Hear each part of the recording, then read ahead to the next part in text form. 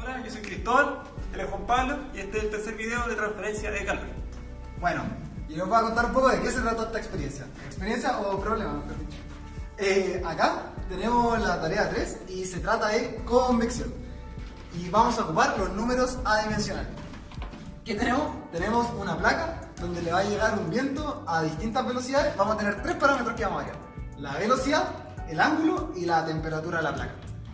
El ángulo lo vamos a variar en tres opciones: entre 0, 15 y 30 grados. Y la velocidad la vamos a variar en 5 metros por segundo y 10 metros por segundo. Bueno, les voy a hablar un poco de los números dimensionales, los que vamos a ocupar. Vamos a ocupar Reynolds, donde se ve involucrada la velocidad, la posición y la viscosidad cinemática. Como podemos ver, en la fórmula, la temperatura no es afectada. Por lo tanto, nuestro primer supuesto es que vamos a expresar la temperatura de la base, de la placa. El otro supuesto que vamos a hacer, como está involucrada la velocidad y la velocidad viene con un ángulo, vamos a suponer de que en el eje Y vamos a despreciar la velocidad y el eje X va a ser la que va a producir el Reynolds. Entonces ahí ya llevamos dos supuestos. Otro número dimensional que vamos a utilizar es el de Nusselt. Acá tenemos distintos: tenemos el Nusselt promedio cuando es una capa laminar, el Nusselt cuando es de transición, y los Nusselt de acá son cuando tenemos un flujo turbulento, dependiendo del eje. Bueno, después, una vez teniendo el Nusselt, podemos despejar el H, que es uno de los datos que queremos saber en esta experiencia. Bueno, en la primera, como podemos ver, lo que les comenté anteriormente, tenemos los 5 metros por segundo y los 10 metros por segundo, los cuales fueron alterados por los 5, 15 y 30. 5, 15 y 30 grados, el flujo del aire. Con esto podemos sacar cuánto es el largo de la barra que tiene que ser para que se empiece a transformar de transición o pasar a turbulento. Nosotros tomamos un Reynolds crítico de 5 por 10 a la 5 y podemos ver que en los primeros 3, cuando tenemos una velocidad de 5 metros por segundo, es más largo que la barra. Me faltó mencionar que la barra mide 4 metros. Entonces nos daría 4,7, 4,9, 5,5. Por lo tanto, el porcentaje laminar es completo. Podríamos decir que siempre va a ser laminar en los 5 metros por segundo. Y en los 10 metros por segundo fue variando el largo crítico, donde empieza a hacer de transición, y nos da un porcentaje aproximado de laminar de un 60%. Primero 59,5, 61, 68, aproximadamente un 60%. Acá tenemos los números Planck, el K del aire y la viscosidad del aire, viscosidad cinemática. El Planck, como por la naturaleza que tiene, va a ser constante. Entonces, teniendo el Planck del aire, ya lo calculamos y es ese. Eso. Otro dato importante a tener en cuenta: cuando tenemos el laminar, cuando pasa la transición, vamos a tener dos partes de la barra. Vamos a tener una parte que va a ser laminar y otra parte que va a ser turbulenta. Entonces podríamos calcularlo por separado para poder tener una mejor aproximación. Aquí mi compañero les va a explicar un poco mejor la segunda parte. Bueno, para calcular el H, como dijo mi compañero, vamos a ocupar los números adimensionales, en especial el número de Nusselt, que depende del Reynolds. Para esto vamos a hacer dos cosas. Primero vamos a suponer la placa como que tiene un solo H, un H constante, y para eso vamos a ocupar estas dos fórmulas que son con el Nusselt promedio. Para eso ocupamos el número de Reynolds con el largo total de la placa. Este caso es para una placa que es completamente laminar, y esta para una placa que tiene una parte laminar y una parte turbulenta o de transición. Bueno, para eso primero calculamos el número de Reynolds en total de la placa y calculamos el número de Nusselt. Después lo reemplazamos acá en esta ecuación y obtenemos el H. Y a partir del H podemos sacar el calor con la fórmula del enfriamiento de Newton. Bueno, con eso nos obtuvimos estos números de Q. Y también lo que hicimos fue dividir la placa en 4 secciones. Estuvimos viendo en el computador, estuvimos calculando qué número de divisiones se acercaba más al número que se obtuvo en la simulación. Y se obtuvo que el número 4, de 4 divisiones, fue la que más se acercaba. Y bueno, cuando tenemos 4 divisiones, la placa se divide en 4 partes. Para el caso de 5 metros por segundo tenemos que es 100% laminar. Entonces el Nusselt, que depende de la posición, vamos a ocupar esta fórmula de acá arriba. Y en el caso de 10 metros por segundo tenemos que hay una parte que pasa de laminar a turbulento.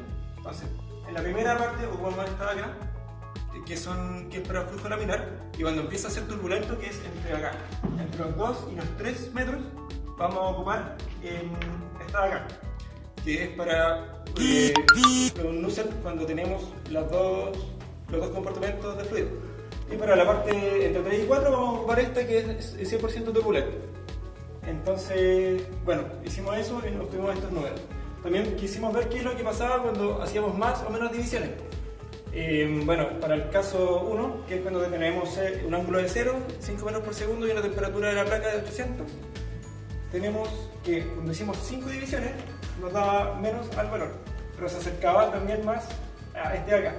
Nos daba un valor menor al que tuvimos con 4 divisiones y más cercano al de la simulación. Y cuando tuvimos 3 divisiones nos daba menor, pero menos cercano a la simulación. Y dijimos, quizás el número 5 de 5 divisiones es mejor que 4. Pero lo vimos con el caso 2, en que cambiaba el ángulo, cambia la temperatura a 1300 grados y nos dio que se acercaba más a la de 4. Entonces empezamos a ver qué pasaba para los otros casos y siempre para las 4 divisiones fue el número que más se acercó al número de la simulación. Y bueno, podemos ver que los números que tenemos con 4 no son tan alejados a los de la simulación. Por eso es solamente para los casos que del 1 al 6 que son los de 5 metros por segundo. Para los casos de 10 metros por segundo tenemos números que se alejaron muchísimo de la realidad o de la simulación. Por ejemplo, acá tenemos 58.000 kilowatts, cuando deberían haber sido 14. Entonces hay una diferencia más o menos importante.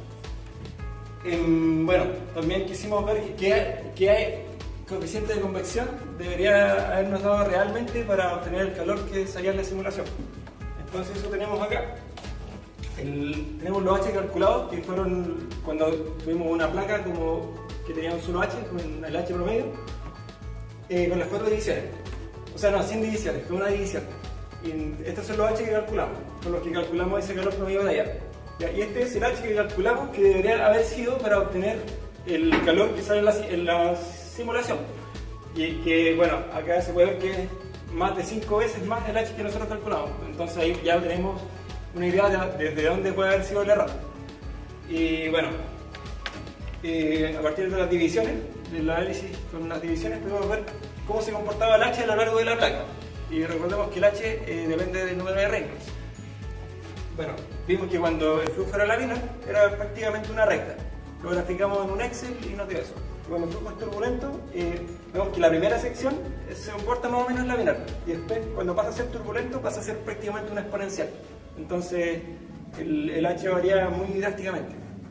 Bueno, en conclusión, y volviendo a los presupuestos, podríamos decir que despreciar la componente en el eje Y no fue muy buena idea, ya que como podemos ver, los Q de simulación que nos presentaron al final de la tarea, a medida se aumenta el grado, se va aumentando el Q de convección.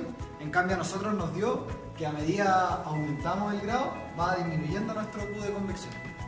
Bueno, la otra cosa que hay que tener en cuenta es que para la velocidad de 5 metros por segundo sí tenemos valores del orden de magnitud que corresponden, pero por ejemplo para acá tenemos valores muy diferentes. Entonces, lo que hay que tener en cuenta es que estas fórmulas de acá, estas ecuaciones, no son ecuaciones propiamente tal, son relaciones empíricas que funcionan para ciertos casos, ciertas geometrías, ciertas condiciones. Y bueno, las condiciones que tenemos acá claramente no son las adecuadas para poder ocupar estas ecuaciones. Entonces, claro, hay que pensar que en la realidad estas ecuaciones son solamente para tener una noción quizás de qué es lo que se nos avecina cuando haya que hacer un cálculo quizás más importante con las ecuaciones que corresponden. Pero en estos casos hay que tener cuidado con lo que se hace realmente. Ojalá le haya gustado el video. Buena Carlos.